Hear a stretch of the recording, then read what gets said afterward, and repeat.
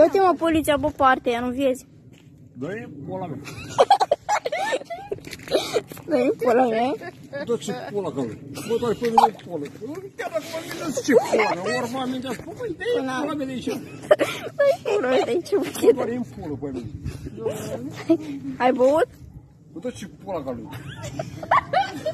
Bă, doar pe mine e-mi pula. Ai băut, mă? Dă ce pula mea să-i bă. Ia stai să-ți fac o poză. Ia zâmbești.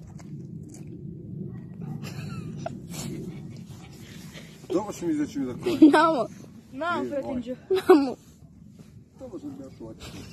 Auzi, mă, că n-am. Du-te că dă pe datorie. Ei, dă pe datorie.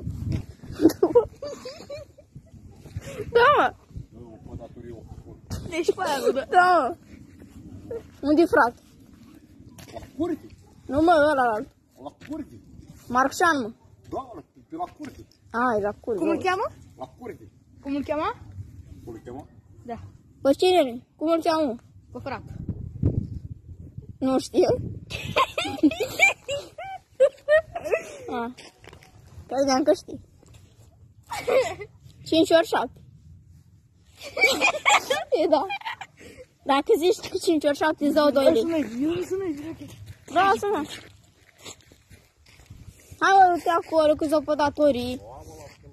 E, treaba. Dacă îți dă. S-a luat curentul în partea aia? S-a luat? Bă, da. Păi da. Mai e în baltă Marcșan?